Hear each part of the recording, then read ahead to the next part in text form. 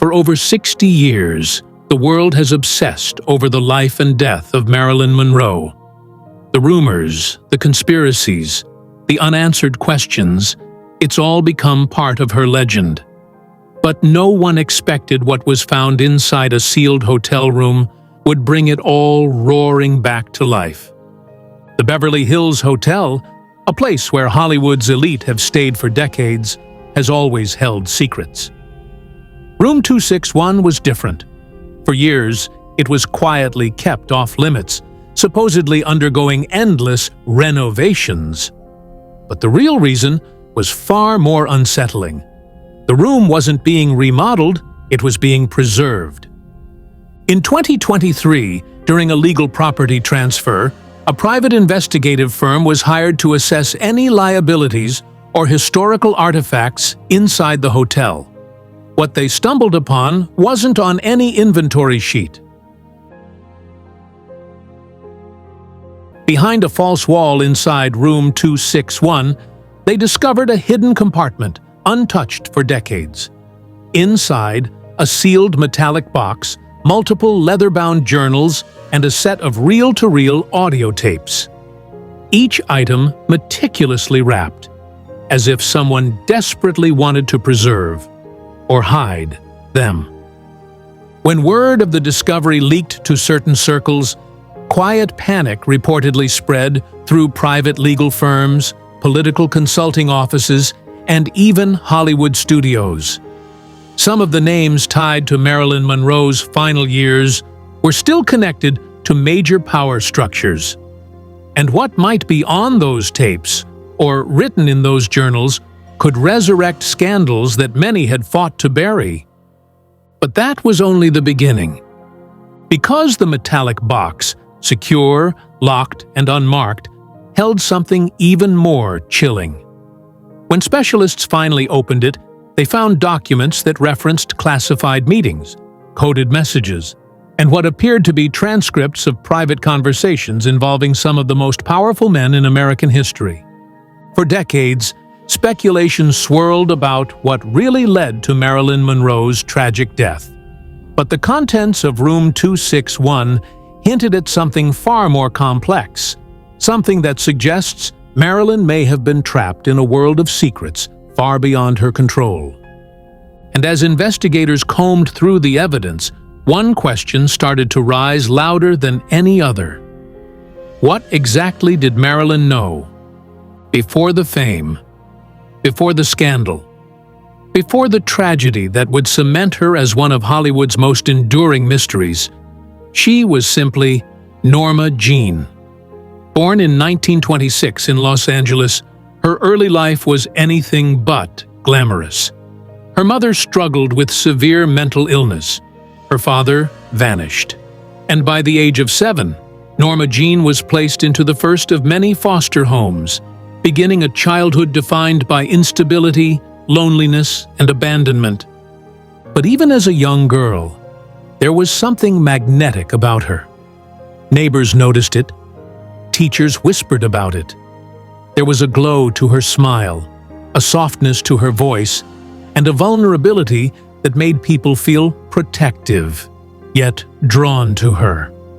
It wasn't long before local photographers began taking interest, and by the time she was a teenager, she was modeling for small local shoots, slowly stepping into the world of professional photography. Norma Jean was not handed stardom. She fought for it. She studied acting with obsessive discipline, often taking classes late at night after long days of working odd jobs. She was determined to transform her image, perfecting her voice, her movements, and her public persona. And she made a critical decision that would alter her destiny. She changed her name to Marilyn Monroe. By the early 1950s, Marilyn was landing film roles, first as a supporting actress, then as a rising star. Her performances in Gentlemen Prefer Blondes and How to Marry a Millionaire catapulted her into international fame. Audiences couldn't get enough of her breathy voice, platinum hair, and the delicate innocence she projected on screen. But behind the carefully constructed image, Marilyn carried the scars of her past. Hollywood saw her as a product. Studio executives controlled every aspect of her career: her contracts, her public appearances, even her personal relationships. She was pressured to conform to the dumb blonde stereotype that made her famous, even though privately, Marilyn was deeply intellectual, often reading philosophy, literature, and politics. She wasn't just a pretty face, she was a thinker. And that quiet intelligence would ultimately pull her into circles that most actresses never entered, places where the stakes were far higher than box office numbers.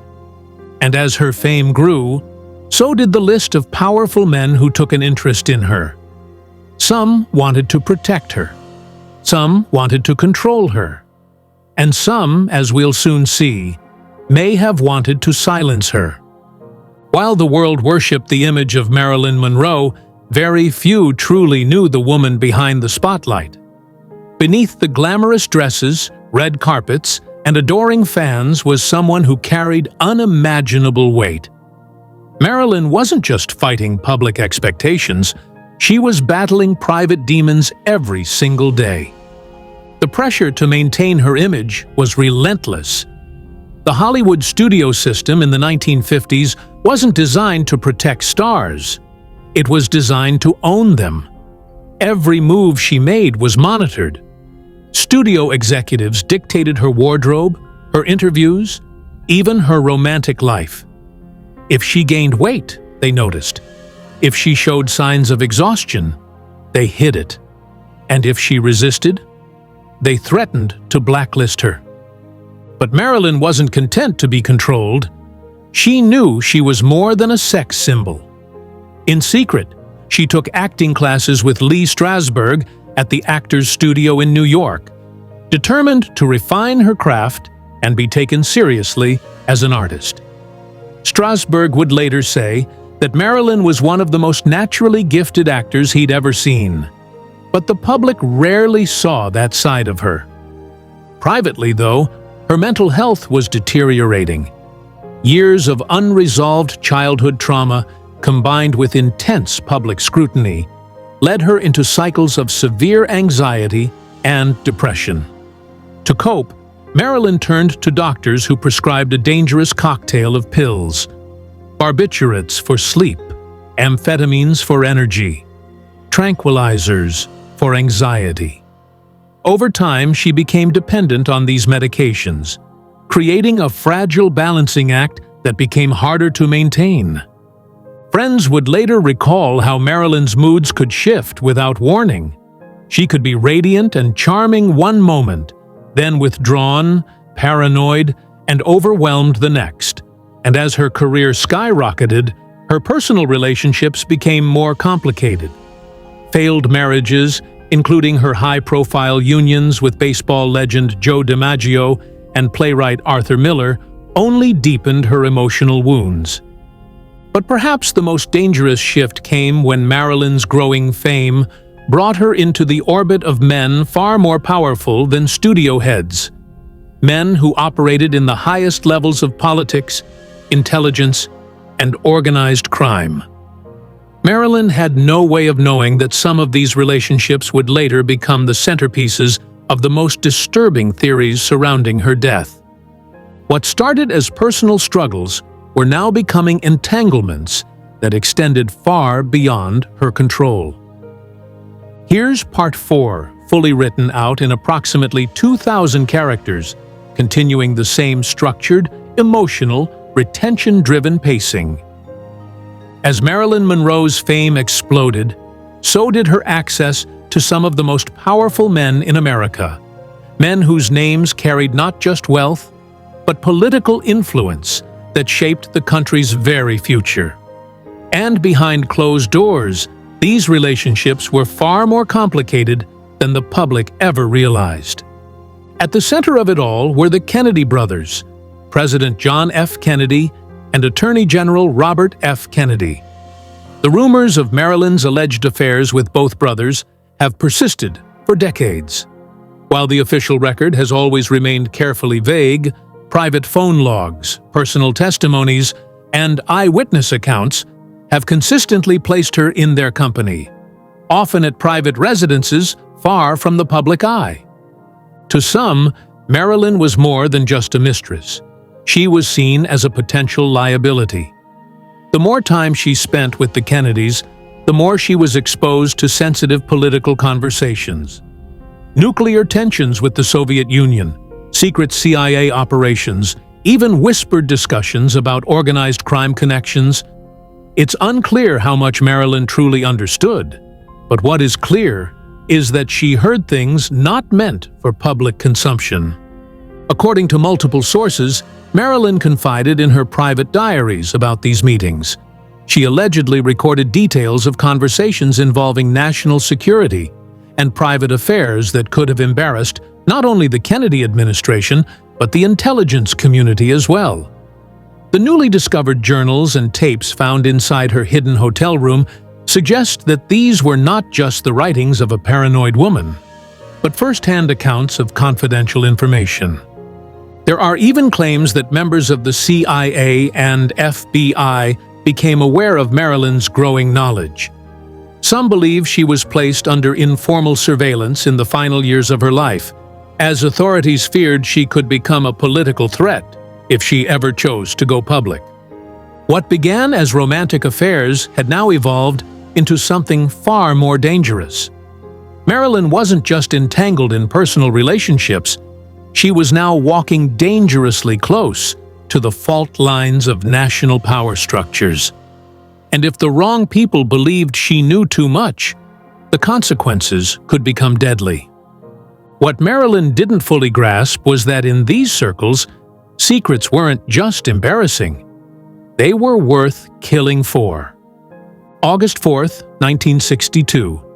The night Marilyn Monroe's life came to a sudden and tragic end. Official reports would call it suicide. An overdose of barbiturates, they said. A sad end to a troubled life. But the details of her final hours have never fit neatly into that narrative. And the deeper you look, the more unsettling the inconsistencies become. According to the official timeline, Marilyn was discovered unconscious late that evening in her Brentwood home. Yet multiple sources suggest that a series of phone calls were made from her private line earlier that night, some to friends, some to her psychiatrist, and allegedly, at least one to the Attorney General's private number.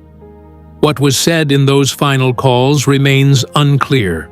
Several of the calls were never properly logged. Some were later erased entirely from telephone company records. Witness accounts from that night conflict wildly. Marilyn's housekeeper, Eunice Murray, originally told police she found Marilyn unresponsive around midnight. But years later, she would admit under questioning that she had been instructed to adjust the timeline. Some believe she had been coached by men who visited the home earlier that evening, men whose identities have never been officially confirmed. Neighbors reported seeing unfamiliar vehicles parked outside Marilyn's home that night. A few even claimed to have witnessed men entering through a side entrance long after dark, staying inside for over an hour before quickly leaving. No official police report ever documented these visitors. Inside the newly discovered materials from her hidden hotel room, investigators found chilling entries written in Marilyn's own handwriting. One reads, "They keep saying I'll ruin everything if I speak. I don't know what to do anymore." It paints a picture of a woman increasingly aware of the pressure closing in around her. The more she tried to distance herself, the more she seemed trapped. And as the hours ticked down on that final night, Marilyn may have realized that she had crossed a line that couldn't be undone. What really happened during those final hours? Who answered her calls? Who ignored them? And who may have made sure that help arrived too late? The most haunting discovery inside Marilyn's hidden hotel room wasn't the diaries. It was the locked box. Heavy, metallic, and sealed tight, it appeared untouched since the early 1960s. Forensic specialists carefully pried it open, fully aware that whatever was inside had been protected or hidden for a reason. What they found would only deepen the mystery. Inside the box were several reel-to-reel audio tapes, each labeled with only dates. No names, no locations, no explanations. Alongside the tapes were dozens of handwritten pages, folded carefully and marked with phrases like "private for my protection" and "if anything happens to me, find these." These weren't rambling notes. They were deliberate, organized, a desperate attempt to preserve a record. Audio experts analyzing the tapes uncovered chilling recordings. Marilyn's voice was unmistakable, soft, breathy, but calm. She speaks about being watched, about men visiting her unexpectedly, about conversations she had overheard that made her increasingly fearful. One tape captures her saying, "They told me I know things I shouldn't, but I didn't ask to know." Even more disturbing were portions of conversations where other voices appear in the background. Though distorted, some experts claim the voices may belong to public figures still revered today. Powerful politicians, businessmen, even government operatives. Discussions of foreign leaders, military operations, and highly classified information drift in and out of the recordings. The contents suggest Marilyn had access to conversations that would have never been meant for any civilian's ears, especially not a public figure like her.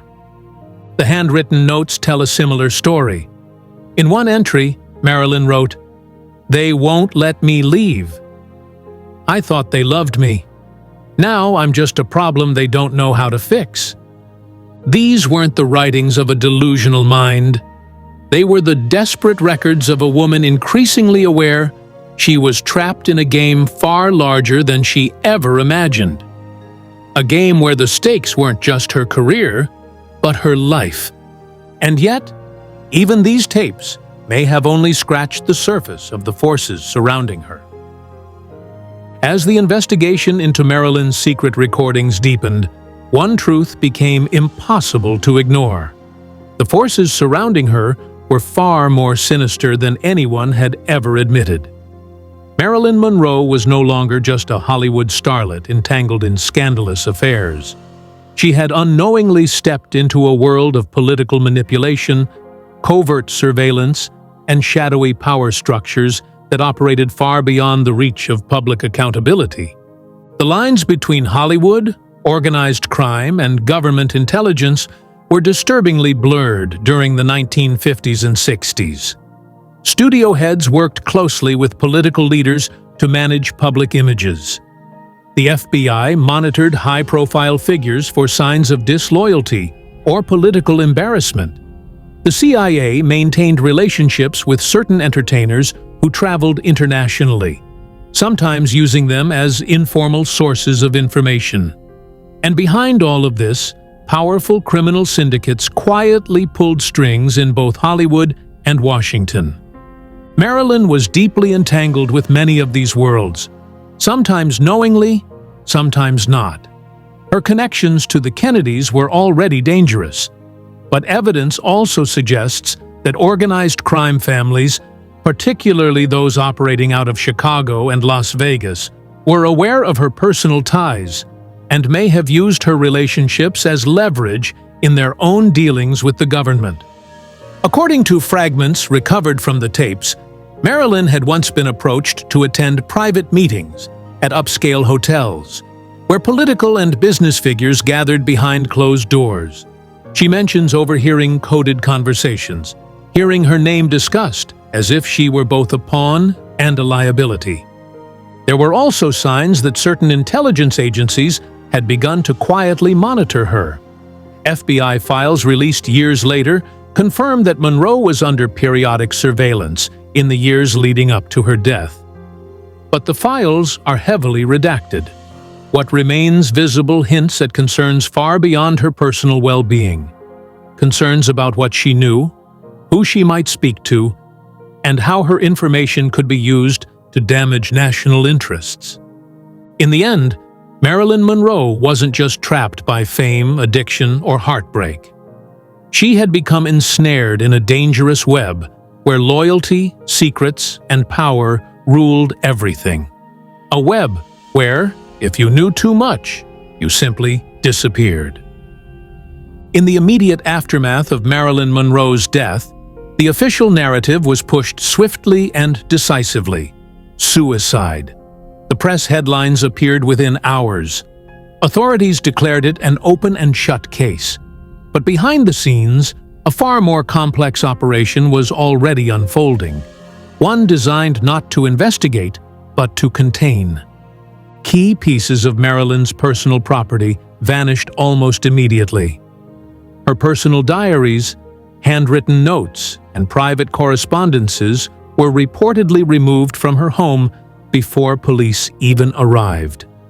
Neighbors claimed to have seen unfamiliar men entering and exiting the property in the early morning hours, long before any official investigation began.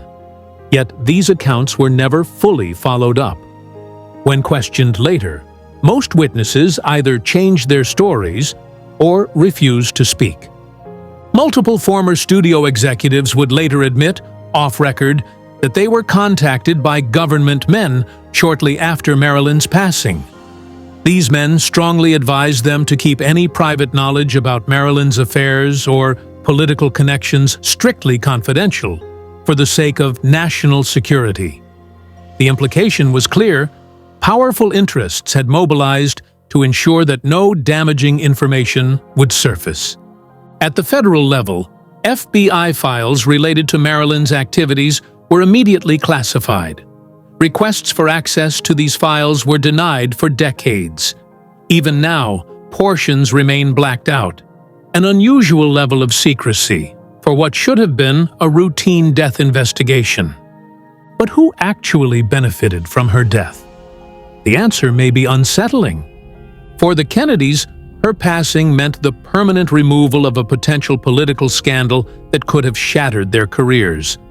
For government agencies, it eliminated a loose end who had inadvertently stumbled into highly sensitive conversations.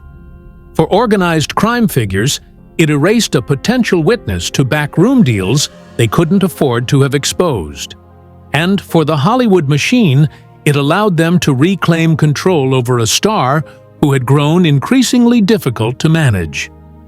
In death, Marilyn became something she couldn't be in life: silent. But even after her voice was silenced, the secrets surrounding her only grew louder. And with every passing decade, those secrets continue to cast a long shadow over the people and institutions who once stood to lose everything if she had ever told the full story.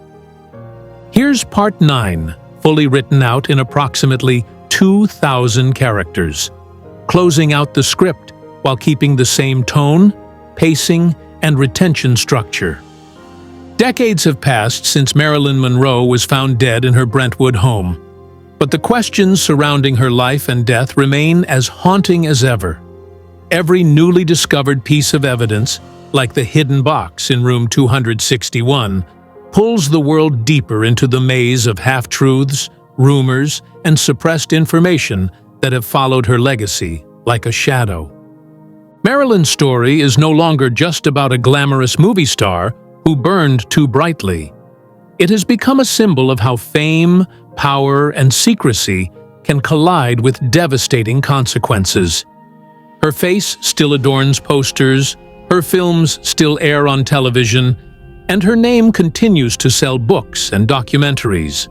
But behind that carefully preserved image is a woman whose real life was far more complex and far more dangerous than Hollywood ever dared to portray. To this day, much of the evidence related to her death remains sealed or redacted. Government files remain partially classified, private collections of key figures are locked away, and many individuals who once knew the truth have long since taken those secrets to their graves. The missing diaries, the erased phone records, the voices captured on tape that were never officially identified.